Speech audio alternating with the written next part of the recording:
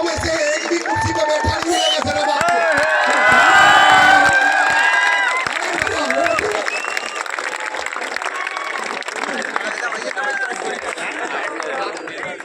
जिंदाबाद है बोल रहा भैया भैया भैया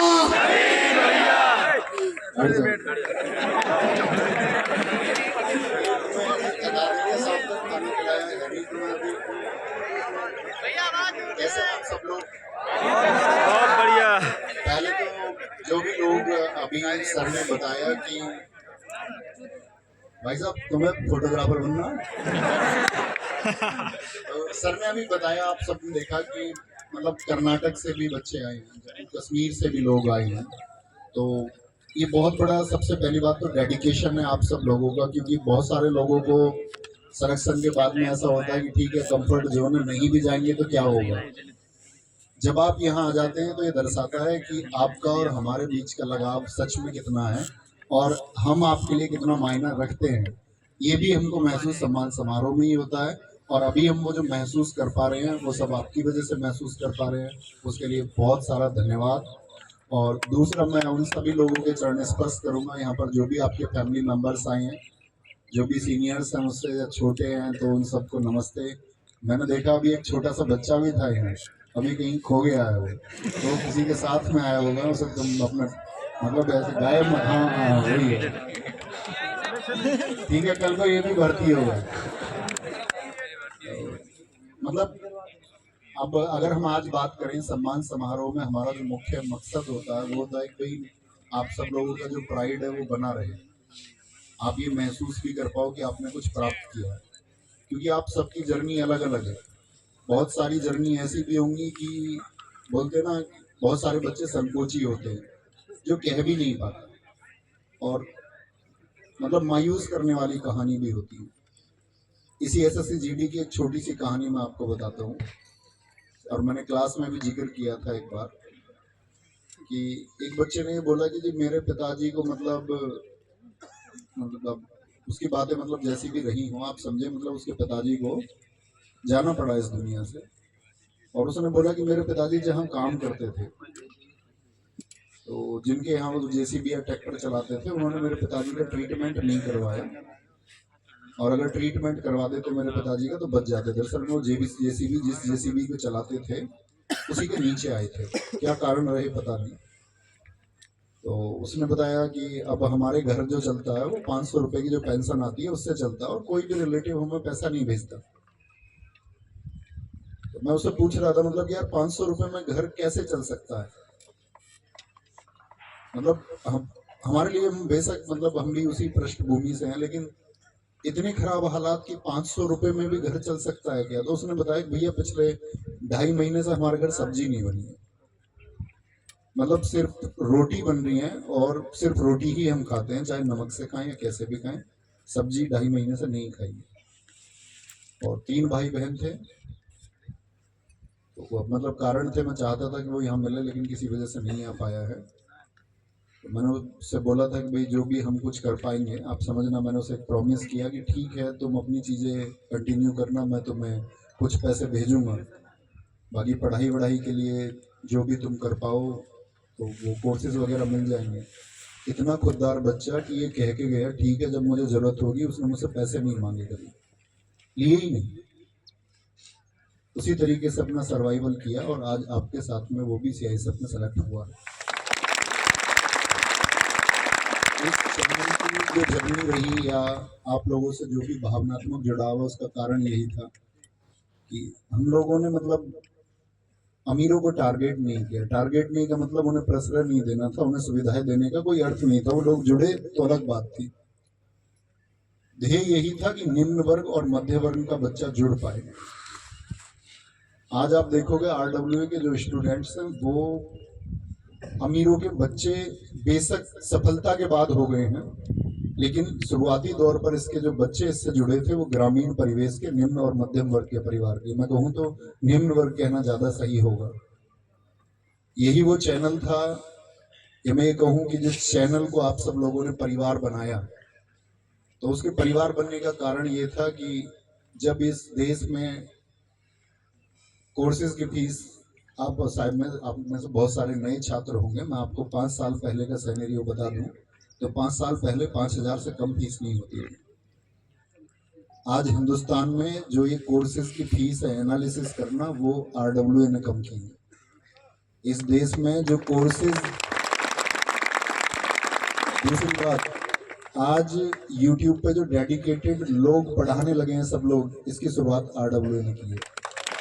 मतलब लोग मजबूर हो गए, लोग ये बोल रहे हैं कि ठीक है तुम्हारा मतलब ये कंपैरिजन हो जाएगा, वो नहीं करना चाहिए, लेकिन अभी आप में से कई साथियों ने खड़े होकर बोला कि हमने कोर्स भी नहीं खरीदा और फ्री ऑफ कॉस्ट क्लासेस से हमारा सिलेक्शन हो गया, तो बच्चा क्यों ही पैसा खर्च करेगा, फिर कोई अर्थ ही नहीं बनता। और फिर आपकी सबकी जर्नी रही होगी ये, लेकिन मैं हमेशा यही बोलता हूँ, ये शायद हम लगभग 20वां प्रोग्राम कर रहे होंगे ऐसा, तो मेरा हमेशा मैसेज यही होता है कि सर ने, जो अंकित भाटी सर ने सपना देखा कि भाई हम एक गरीब से गरीब घर तक एजुकेशन को पहुंचाएंगे, बच्चे के पास पढ़ने के लिए पैसे नहीं भी हैं, लेकिन उसके अंदर वो हौसला जुनून है कि वो अपनी चीज़ों को दिशा दे सकता है, तो हम उसको एक माध्यम जरूर देंगे।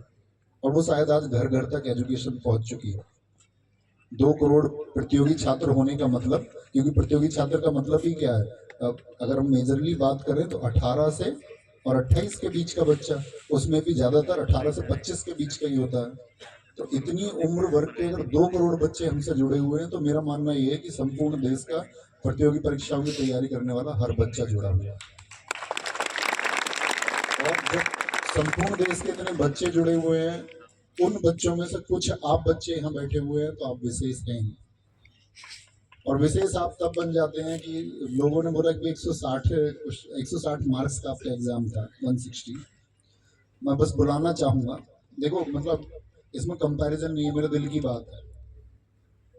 जैसे कि आप ये सोचोगे कि भाई all India rank 1 Shahrukh Khan सब जानते होंगे, और ऑल इंडिया रैंक 1 रिजवान, लगभग मतलब शाहरुख का स्कोर जो रहा 155 के आसपास रहा, लेकिन एक लड़के ने कमाल ही कर दिया, 160 में से 160, गुंजाइश ही नहीं छोड़ी कोई, ना एनसीसी ना रिलैक्सेशन, उसके पास ऑप्शन था 80 क्वेश्चन करने का और 80 में से 80 ठीक किए।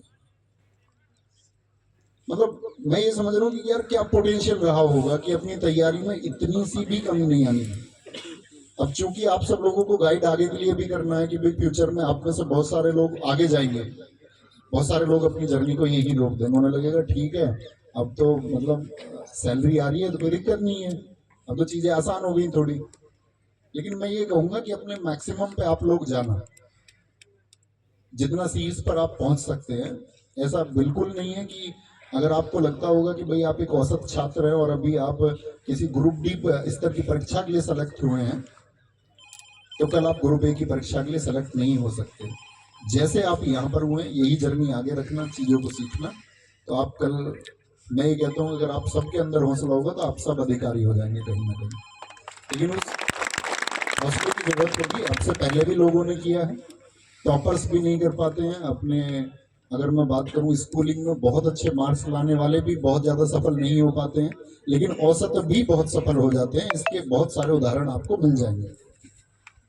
और कोई एक ऐसा अपना एक ध्येय चुन लें, क्योंकि जीवन में अगर टारगेट नहीं है, क्योंकि अभी तक आप किसके सहारे जिए, टारगेट के सहारे कुछ था, तो एक टारगेट हमेशा रखना आगे भी कि अभी मुझे ये चीज़ अचीव करनी है और ये बाकी। और एक भाई होने के नाते सलाह यही है कि जब मंथली सैलरी आए तो उसके बाद का संतुलन बड़ा महत्वपूर्ण है। आप पर आपका जो परिवेश है, आपके जितने भी साथी होंगे जो आपके साथ में मंथली सैलरी पाएंगे, तो हमारे और बाकी सबके सैलरी एक कैडर में सबकी बराबर आएगी, लेकिन हम लाइफ स्टाइल से बड़ा प्रभावित होते हैं लोगों से। हम देखेंगे यार मुझे भी 50,000 रुपये मिलते हैं और इस बच्चे को भी 50,000 रुपये मिलते हैं, ये तो बढ़िया पहनता है, बढ़िया लाइफ जीता, पार्टी वार्टी करता है, और हम कुछ कर ही नहीं पाते। तो उसको देख के कंपैरिजन नहीं करना, आपके हालात आप जानते हैं, शायद उसके ऊपर डिपेंडेंसी ना हो, कोई निर्भर ही ना करता हो, उसको अपना अकेले का जीवन चलाना, उसका घर डेवलप हो। तो एक तो आप किसी के साथ में तुलना मत करना कि भाई ये कोई किसी तरह का जीवन जीता है उसी नौकरी में, तो मैं भी ऐसा ही जीवन जीऊँ, पहली बात तो एसी के लिए मतलब आप पंचतंत्र किसने लिखी है जरा बता मेरे विष्णु शर्मा। विश्व में कौन से नंबर की बिकने वाली किताब है? विश्व में कौन से स्थान पर आती है सेलिंग में? कौन बता सकता है? हाथ उठाओ। कितने पे आती है?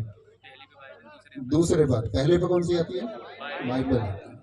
तो वो दुनिया की मतलब दूसरी सबसे ज्यादा बिकने वाली किताब है। तो उसमें एक मतलब पंक्ति है, उसमें नैतिक सी कहानियां बताई गई हैं आपके जीवन के लिए, और बड़ी मतलब अच्छी कहानियां छोटी कक्षाओं में पढ़ाई जाती हैं। तो उसमें एक कहानी कही गई है कि जो संपत्ति में भी सरल हो, महसूस करना इस बात को, जो संपत्ति में भी सरल हो। संपत्ति का मतलब जब उसके पास कोई अभाव नहीं है, उसके पास चीजें हैं और वो तब भी एक सरल जीवन जीता है, और जो विपत्ति में भी अविकल हो। विपत्ति में भी अविकल का मतलब विचलित ना हो, वही महान होता है। संपत्ति में सरल रहना है और विपत्ति में अविकल रहना है। कभी भी मतलब आपके सामने परिस्थिति आपने यार अब तक झेली है, तो मुझे लगता है कि मोस्ट ऑफ ने सब कुछ झेला ही होगा, देखा होगा उन्होंने इकोनॉमिक कंडीशंस को भी, आर्थिक हालात भी, सब जैसे भी होते हैं, तो वो आपको जीवन में खुद ही फेस करने हैं अपनी आगे आने वाले समय। और बाकी तो आप सेना का हिस्सा बने, पैरामिलिट्री फोर्सेस का हिस्सा बने, एसएसएफ वालों के पूरे मजे हैं, कोई दिक्कत नहीं है, बड़ी आराम से अच्छे की पढ़ाई हो जाएगी। लेकिन अभी आप लोगों को एक बात बताई जाएगी कि अभी यूपी पुलिस आने वाला होगा। आप में से कितने लोगों का यूपी पुलिस का रिटर्न क्वालिफाइड है? अरे वाह, सारे लोगों का क्वालिफाइड है। अच्छा हाथ नीचे करो, ये तो गलत पूछ लिया क्वेश्चन। ये बताओ कितने लोगों का यूपी पुलिस देने के बावजूद भी क्वालिफाइड नहीं है? ऐसा कौन है?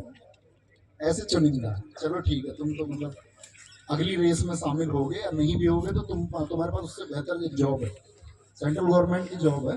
स्टेट से कंपैरिजन करें अगर तो अच्छा ही है, नुकसान कोई नहीं। यार तुमने कमाल कर दिया, मतलब इतने सारे हाथ उठाकर। ये सब अभी एक भैया साहब पवन सर की टीम तैयार हो गई है। तो हम लोग तो ये सोच रहे थे, मैंने सर यूपी पुलिस के बारे में ऐसा हुआ, यूपी पुलिस का जो रिजल्ट आया, तो ये तो गवाह है इतने हाथ।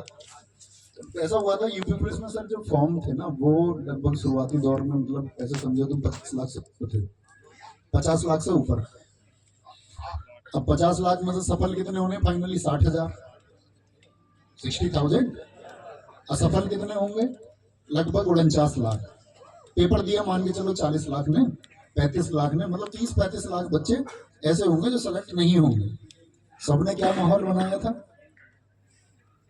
भाई, जो सफल नहीं होंगे वो बड़ा है ना, तो ऐसे फिर लोग एक दूसरे पे छीटा कसी करते हैं, बोले इनका पढ़ाया हुआ आया, इनका नहीं आया, इनका नहीं आया, इनका आया।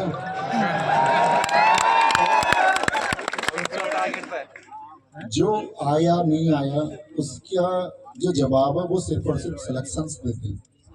मैं ये कहता हूँ कि अगर आप नहीं होते ना, मतलब आप सेलेक्टेड स्टूडेंट नहीं होते, तो हमारी मेहनत का मतलब आईना ही नहीं होता, हम कह ही नहीं पाते किसी से। अभी तो लोग इसलिए मतलब किसी का भी प्रत्युत्तर दे सकते हैं कि आपको पता भी है सिलेक्शंस कितने होते हैं वहां से। अगर सरकार सही तरीके से, सही मायने में जितने रोजगार देने की बात करती है उतने रोजगार दे दे, तो उन रोजगार में से सबसे ज्यादा रोजगार विद अंकित से है।